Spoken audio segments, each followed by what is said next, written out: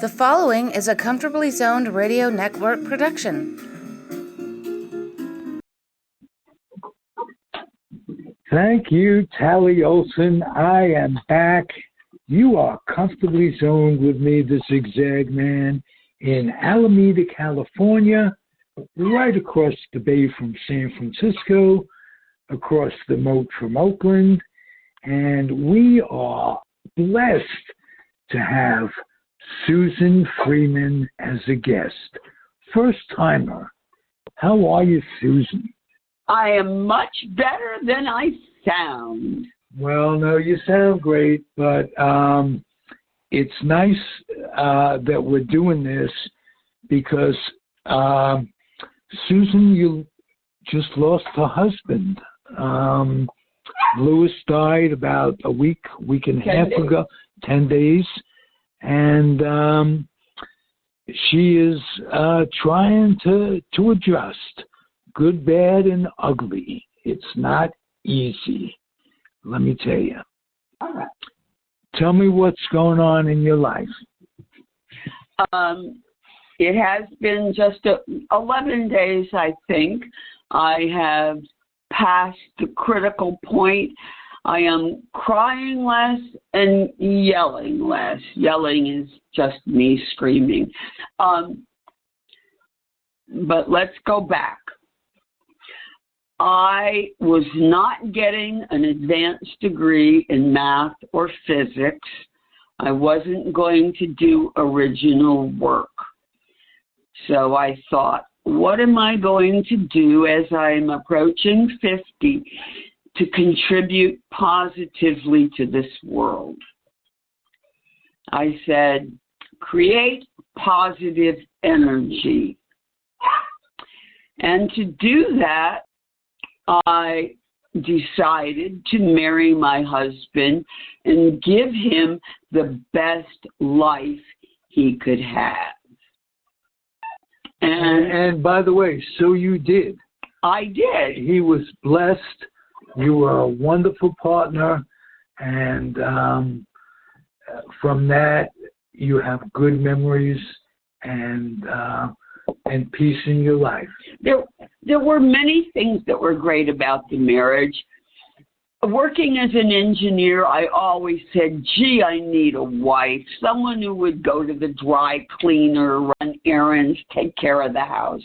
Well, Louis worked on a union dispatch, so he didn't work every day or every week.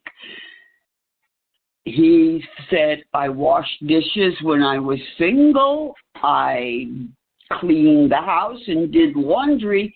What's the difference? So, in fact, he did run the house and act as the wife, and I, as the engineer, brought in the larger salary. So it was a good life for both of us.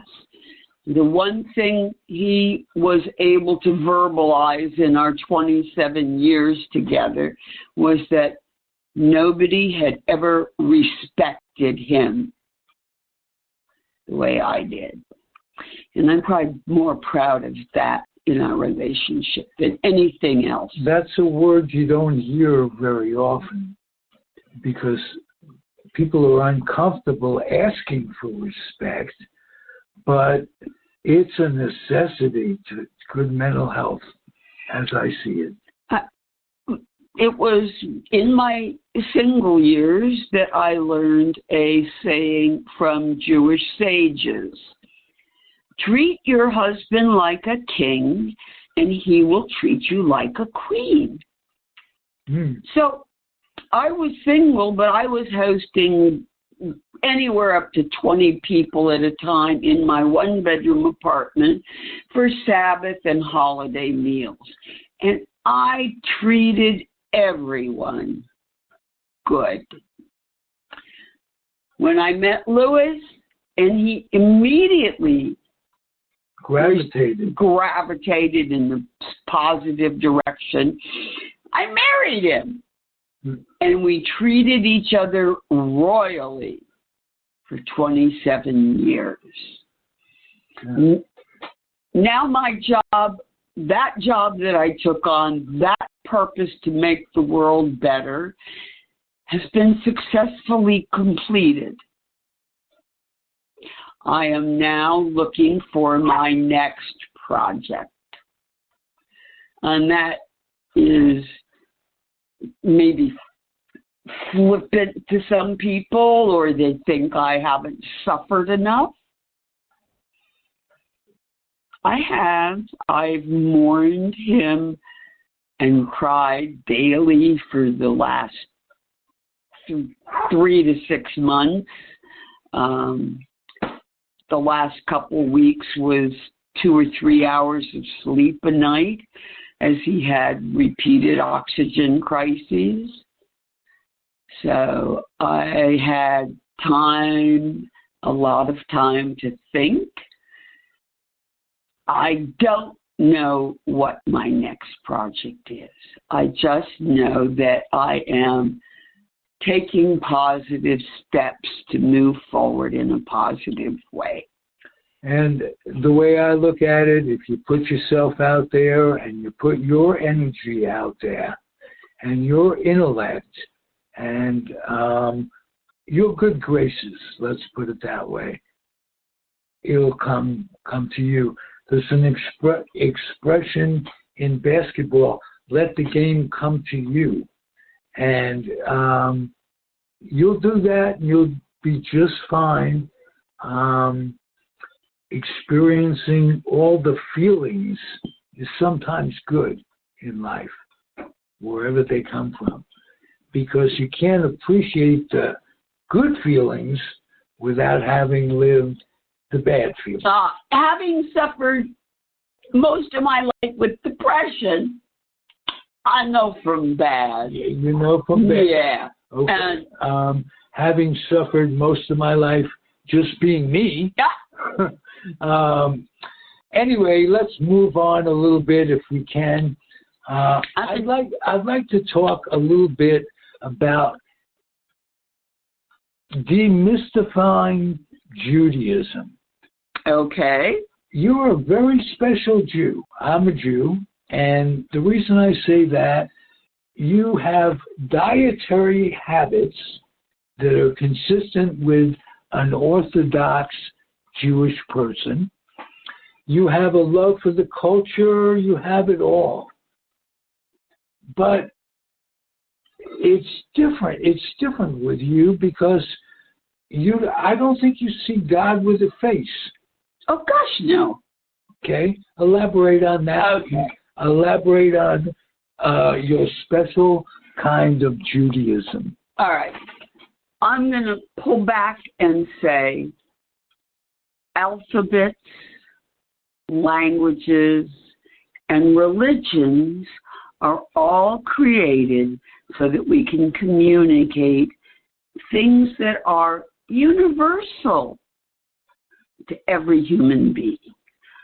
Whether you are religious or an atheist, you still experience most of the same stuff.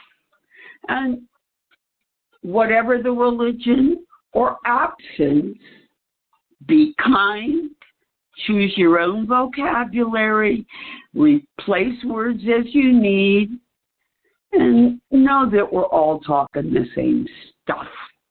Okay. With that said,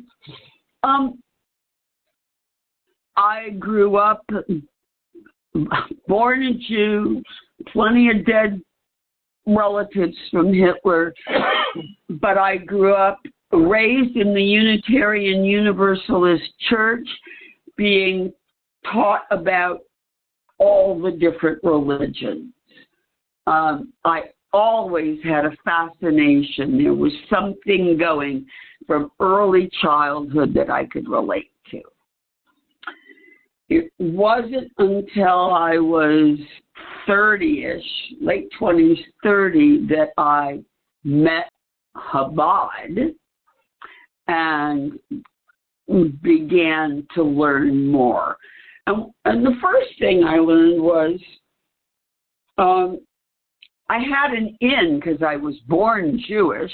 And the second thing is, if you like learning, which is kind of a thing in my family, what better documented religion and more stuff to study than you could ever imagine than Judaism? So I studied with Chabad Lubavitchers for a couple of years. I never became Hasidish, which is something else, but I did decide to become observant of the Sabbath when I was around 30. And I koshered my kitchen. I kept separate dishes. I didn't eat out in restaurants because there's no place kosher in the Bay Area. I did it all. Went through some more life changes. When I met Lewis, I lessened my observance of kosher standards to accommodate things that he needed. I was on extremely high standards. Chalav Yisrael, Pas Yisrael. These are exceptional standards above and beyond what you normally buy at the supermarket. Okay. I gave those up to be able to provide for Lewis. I also did some other things. But I continued in my observance of the Sabbath, keeping my home kosher. Somewhere about 8 years ago, the spiritual awareness that had been part of my life since about the age of 6 disappeared. And that was a big hole. And I don't say that my prayers daily. I continue to light Sabbath candles, which is the one time of the week when I stop to put together all the people that I'm closest with and to wish them all peace.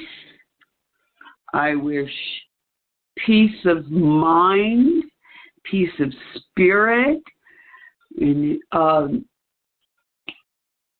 peace for all my loved ones, peace for people who are hungry, in need, suffering. I want people not to hurt. I want them to feel peaceful. That, in a nutshell, is Susan Freeman.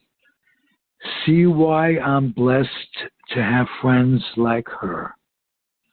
Thank you, Susan. You're terrific. Come back, please. Comfortably Zoned Radio Network. I'm Ralph Tycho, the weak link of it all. Hope you come back and listen once in a while. Adios and happy trails. The proceeding has been a Comfortably Zoned network production. You are advised to keep your dreams wet, your humor dry, your children and grandchildren out of military recruiting offices and off the laps of clerics who wear dresses. Thank you for listening, everyone. Happy trails.